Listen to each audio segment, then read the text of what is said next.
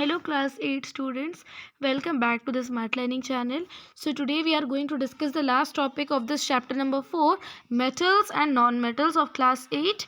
Yes, so what is that last topic? Uses of metals and non metals. हम लोग अभी metals and non metals के बारे में बहुत कुछ पढ़ लिए है ना. और अब आप डिस्टिंग्विश भी कर सकते हो कि मेटल्स कौन है और नॉन मेटल्स कौन है ना, बाय यूजिंग द प्रॉपर्टीज. अभी हम लोग देखेंगे कि मेटल्स किस काम के लिए यूज़ किए जाते हैं और नॉन मेटल्स के कितने यूजेस है ना. That we are going to see. You should be able to guess why metals are used in making machinery, automobiles, trains, aeroplanes. तो metals जो होते हैं ना वो बहुत सारी चीज़ें को बनाने के लिए यूज़ होते हैं. मशीन्स बनाने के लिए, ऑटोमोबाइल्स बनाने के लिए, aeroplanes, trains, satellites, industrial gadgets, cooking utensils, water boilers. बहुत सारी चीज़ें हैं जो कि मेटल से बने होते हैं. बिकॉज मेटल्स का आप देखें कितना अच्छे प्रॉपर्टीज़ है, तो उस प्रॉपर्टीज़ को लेकर बहुत सारी चीज़ें बन पाएंगे है ना. सेम वे नॉन मेटल्स का भी बहुत से यूजेस होते हैं, तो उसका कुछ हिंट्स यहाँ पर दिए गए हैं. वो हिंट्स को देखकर आपको बताना है वो कौन सा नॉन मेटल है जिसमें कि ये यूज़ किया जाता है. ठीक है. The first one is the non-metal is essential for a life which all living beings inhale during breathing. Breathing करने के टाइम हम लोग वो non-metal को inhale करते हैं और जो कि हम लोग का लाइफ के लिए बहुत ही essential है. You all know the answer of this question. Oxygen. Yes, the answer is oxygen. So oxygen भी तो एक नॉन मेटल है ना. वो एक ऐसा नॉन मेटल है जो कि हम लोग के लाइफ के लिए बहुत ही एसेंशियल है और we all living beings inhale during breathing. Yes, second one is non-metals used in fertilizers to enhance the growth of plants.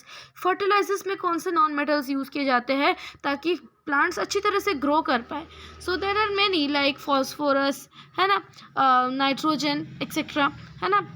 Then the third one is non-metals used in water purification process. Water purification process में कौन सा non-metal का use किया जाता है? That is the chlorine. Yes, chlorine.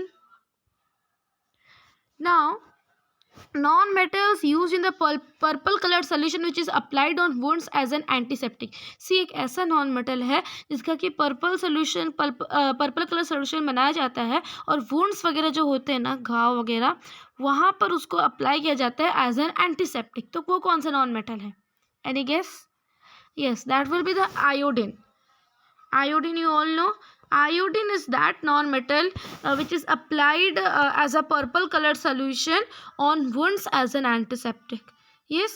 The last one is non-metals used in crackers. Crackers में बहुत सारे non-metals use होते हैं जैसे कि phosphorus वगैरह है ना, हाइड्रोजन वगैरह. ठीक है. So I think hydrogen. Yes. So hydrogen is a non-metal. Metal. Yes, hydrogen is a hydrogen is a metal. So I think phosphorus, sodium, yes, these all are used in the non-metals. Clear? Now you may add some more uses of metals and non-metals from your experience. See, crackers में बहुत सारे non-metals use होते हैं, हम आपको बस few examples दिए. You can add more uses also. है. Now let's see. I heard that magnesium is found in plants. In what form is it found in them? कौन से फॉर्म में पाए जाते हैं?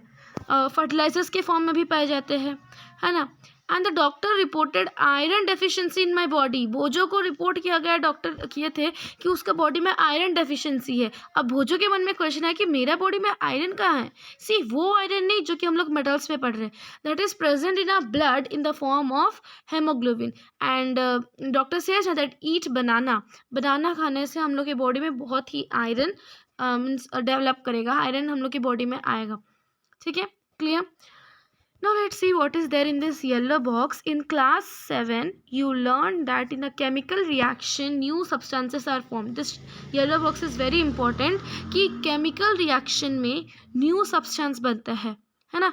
और वो जो substance बनेगा ना वो पहले वाले substance से एकदम अलग होता है. Yes, new substance बना मतलब पहले वाले substance से बिल्कुल अलग है. Now, if a substance cannot be broken down further by chemical reaction, by cooling, heating or by electrolysis, it is called element. Means ऐसा सब्सटेंस जिसको कि केमिकल रिएक्शन भी उसको ब्रोक नहीं कर सकता, कूल कर दो तो भी वो ब्रोक नहीं करेगा, हीट कर दो तो भी वो ब्रोक नहीं करेगा, इलेक्ट्रोलाइसिस का प्रोसेस यूज़ कर लो तो भी वो ब्रोक नहीं करेगा. So that substance will be called as element. है ना। और एलिमेंट क्या होते हैं, सल्फर मीन्स जो कि अपना सेपरेट फॉर्म में पाए जाते हैं, है ना, सिंगल फॉर्म में पाए जाते हैं, जैसे कि सल्फर, कार्बन और मैग्नीशियम, आयरन, है ना। So these are all the elements, है ना। Sulphur is an element, so is iron, carbon too is an element. अब ये एलिमेंट बनते किससे हैं, the smallest unit of an element is atom. Atom से ही एलिमेंट बनते हैं, ये आपको याद रखना है। एटम से एलिमेंट बनते हैं, जैसे कि सेल, एक हम लोग का स्मॉलेस्ट यूनिट ऑफ लाइफ क्या है, सेल है, सेल से हम लोग का पूरा बॉडी बनता है, सेम वे एटम से एलिमेंट बनता है। Clear. A sample of an element contains only one kind of atom. मतलब अगर आप एक सल्फर का एलिमेंट लिए हो तो उसमें बस वही एटम का ही यूज़ किया होगा, सल्फर एटम का ही यूज़ किया होगा, दूसरे एटम्स का यूज़ नहीं किया जाएगा। ठीक है। The atom of an element remains unaffected by physical changes in the element. अब कुछ भी चेंजेस ला लो एलिमेंट में, बट वो एटम में कुछ भी चेंज नहीं आएगा। For example an atom of liquid sulphur would be exactly as the atom of solid और वेपर सल्फर। सी यहाँ पर कितना अच्छा एग्जाम्पल दिया गया है कि जो फिजिकल चेंजेस होता है सॉलिड, लिक्विड और गैसेस स्टेट, है ना। तो अगर आप वही लिक्विड सल्फर को आप अगर सॉलिड में चेंज करते हो या वेपर सल्फर में चेंज करते हो तो भी उसके एटम में कोई चेंजेस नहीं आएगा, वही सेम एटम ही रहेगा जिससे कि वो लोग बना है। Clear. Although we have an infinite variety of substances in the universe, the number of elements forming this substance is limited. कितने सारे सब्सटेंस है यूनिवर्स में, बट वो सब्सटेंस को बनाने वाले एलिमेंट्स जो है वो लिमिटेड है ना, उसका क्वांटिटी अनलिमिटेड नहीं है। There are no more than 94 naturally occurring elements, only 94 naturally occurring elements is there, है ना। An important classification of elements are an important classification of elements is in terms of metals and non metals. metals and non metals में इसका ज़्यादा काम होता है, जैसे कि most of the elements are metals।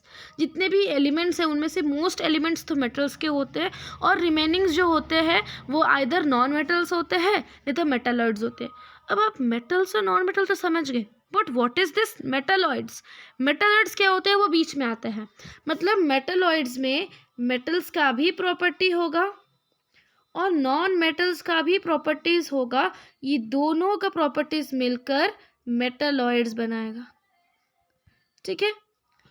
सो हम लोग अभी देखें कि एटम से क्या बनेगा, एलिमेंट। यस, एलिमेंट बनेगा। अब एलिमेंट से क्या बनेगा, कंपाउंड। ये याद रखना है, एलिमेंट से क्या बनेगा, कंपाउंड। जैसे कि मीन्स कंपाउंड मतलब use of more than 2 elements, है ना।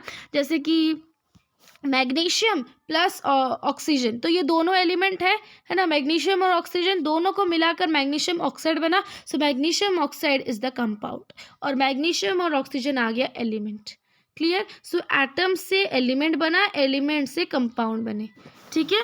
कंपाउंड को आप सेपरेट कर सकते हो, बट एलिमेंट कुछ भी केमिकल रिएक्शन में सेपरेट नहीं होगा। Clear. So this is all about this chapter, metals and non metals. I hope that आपको ये चैप्टर अच्छी तरह से समझ में आया है। If you have any doubt, any query related to this chapter, you are free to ask me in the comment section. I will be definitely answering you the question. So from the next video we are going to discuss the question answers of this chapter.